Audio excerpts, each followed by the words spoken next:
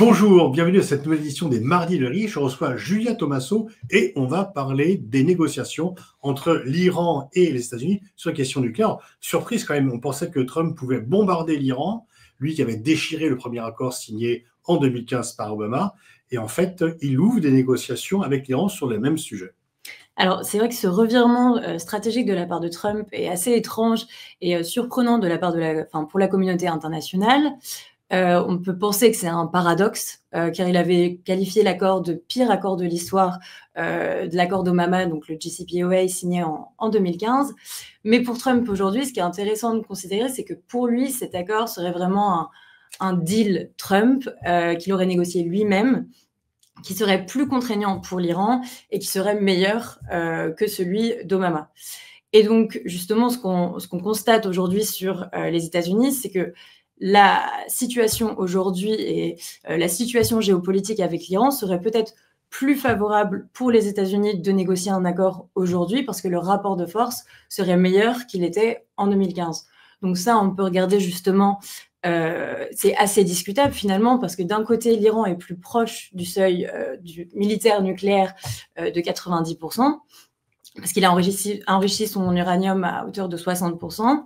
Mais de l'autre, c'est vrai que par rapport à 2015, le régime politique est davantage contesté. Il y a une légitimité qui est amoindrée. On a vu depuis le début des manifestations en 2022. Économiquement, on a une inflation à 40%, un marasme économique persistant.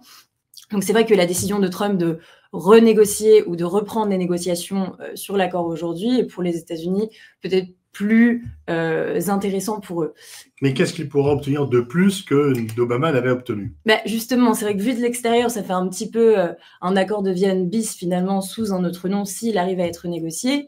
Après, aujourd'hui, l'objectif de ces négociations, c'est quand même un accord intérimaire et avec pour objectif plus tard de négocier un accord qui intégrerait les missiles potentiellement balistiques justement de l'Iran et l'activité régionale. Et quand même, on a l'impression que le vrai changement, c'est la signature. C'est grosso modo les mêmes conditions, sauf que l'un était signé Obama et celui-ci serait signé Trump. Oui, exactement. Finalement, c'est exactement la même démarche diplomatique qu'a entrepris Obama il y a 10 ans. Et Trump veut juste le négocier de manière meilleure pour lui, mais c'est vrai que c'est finalement le même accord pour l'instant.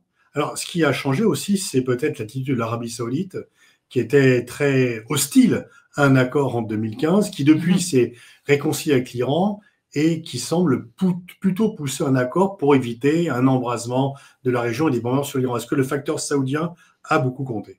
Alors, c'est vrai qu'on a vu en mars 2023, la Chine a opéré justement un accord entre l'Arabie Saoudite et l'Iran.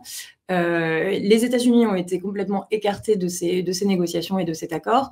Donc, on peut voir un rapprochement stratégique entre les deux pays.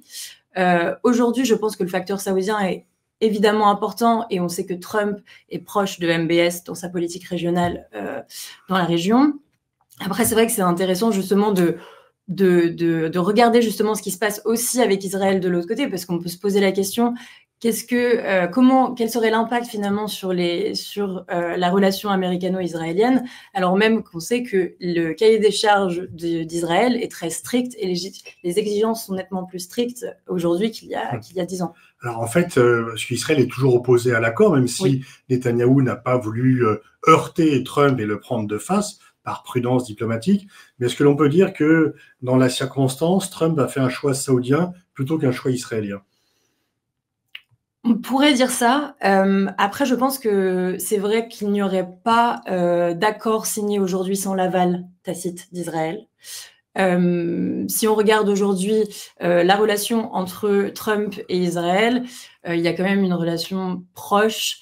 Ils sont alignés diplomatiquement et on peut quand même penser que s'il y avait un accord intérimaire qui était signé, c'est vrai qu'Israël dirait que ce serait très important d'axer sur le démantèlement complet du nucléaire plus tard s'il y avait un accord complet. Et par exemple, en revanche, si les négociations échouaient, on pourrait voir justement des actes de sabotage comme il y a eu par le passé avec Stuxnet en 2010, ou encore justement cette menace d'intervention nucléaire, d'intervention militaire sur les centrales nucléaires iraniennes. Et là-dedans, les Européens sont un peu les dindons de la farce parce qu'ils sont les signataires du premier accord qui a été déchiré contre leur volonté par Donald Trump. Et là, ils ne sont en aucun cas associés au processus. Exactement. On a pu voir une marginalisation importante de l'Europe dans ces négociations. Trump ne les a pas prévenus avant la reprise des négociations en avril 2025. Donc là, on peut se poser justement la question de la crédibilité européenne sur la scène internationale vis-à-vis des négociations, alors qu'ils avaient eux-mêmes été moteurs il y a 10 ans. Et puis, on peut aussi voir qu'ils sont marginalisés de la part de l'Iran. Finalement, ce n'est pas que de la part des États-Unis. L'Iran pense que la crédibilité européenne s'est nettement amoindrie aujourd'hui. Finalement, quand les États-Unis se sont retirés de l'accord en 2018, ils considèrent que les Européens n'ont pas tenu leurs promesses après ça, et ils pensent un petit peu que les Européens suivent les Américains. Donc aujourd'hui, ils ont tout intérêt à négocier avec les Américains. Donc les Européens ont eux-mêmes affaibli leur jeu en n'ayant pas été en mesure d'offrir une alternative après la rupture par Trump. Oui, exactement. Et puis finalement, aujourd'hui, on constate que les Européens souffrent de cette posture sur la scène internationale sur beaucoup de dossiers, et depuis également l'invasion de l'Ukraine en 2022, leur vulnérabilité stratégique est d'autant plus marquée. Alors, qu'est-ce que l'on sait de l'évolution du programme nucléaire iranien? À combien de temps? Ça fait déjà très longtemps qu'on annonce qu'ils sont à 3 mois de l'arme nucléaire. Peut-être qu'un jour ce sera vrai. Combien de temps, s'ils prenaient la décision de faire une arme, à combien de temps peut-on évaluer le temps nécessaire pour devenir un pays nucléaire? Alors, aujourd'hui, on sait peu de choses du programme nucléaire iranien. Tout ce qu'on sait, c'est grâce à l'AIEA, qui est l'Agence internationale d'énergie atomique, qui est un petit peu le gendarme du nucléaire mondial. Ce qu'on sait, c'est qu'ils ont enrichi leur uranium à hauteur de 60%, alors même qu'il n'y a pas de justification civile pour un tel enrichissement, et que le seuil militaire est donc à 90%. Ce qu'on sait aussi, c'est qu'ils ont des centrales qui ont augmenté justement à Natanz, à Fordo, qui ont nettement enrichi leur uranium, mais malheureusement, l'AIEA a perdu aussi sa capacité à voir justement s'il y a d'autres centrales secrètes et clandestines, et c'est justement ça qui génère cette méfiance et cette défiance de la part de la communauté internationale, c'est que l'AIEA n'a plus cette visibilité sur les autres potentielles avancées nucléaires du régime iranien. Le dilemme pour l'Iran peut être je vais à l'arme nucléaire pour me sanctuariser et me protéger d'attaques ultérieures d'Israël, mais en même temps, si j'y vais sans avoir l'arme nucléaire, je suis fragile et ouvert à des frappes. C'est un peu ça, ce dilemme? C'est un petit peu ça. C'est vrai que c'est intéressant parce que ça fait cette volonté défensive justement, et cette démarche défensive de la part de l'Iran, ça fait quand même partie de leur doctrine militaire. Ils ont une activité régionale importante avec justement leur axe de la résistance, qui est pour autant nettement affaibli depuis la chute de Bachar el-Assad, parce que la Syrie était un petit peu le corridor stratégique pour l'Iran, qui acheminait justement des armes au Hezbollah.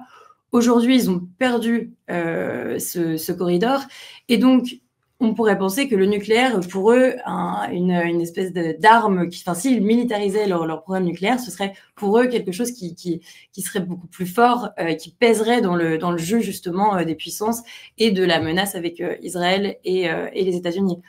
En revanche, justement, c'est important de se poser aussi la question des coûts et des bénéfices. Et est-ce que aujourd'hui, on sait que les États-Unis et l'Iran, les États-Unis et Israël justement menacent de bombarder les sites nucléaires. Donc, est-ce que si l'Iran, justement, avait cette bombe atomique découverte par l'AIEA, par exemple, dans un futur hypothétique, est-ce qu'il n'y perdrait pas plus, parce qu'on sait potentiellement que les États-Unis et Israël bombarderaient ces sites. Donc, c'est intéressant de regarder la situation du point de vue de l'Iran, et est-ce que l'Iran n'aurait pas plus à perdre qu'à y gagner s'il militarisait son programme nucléaire?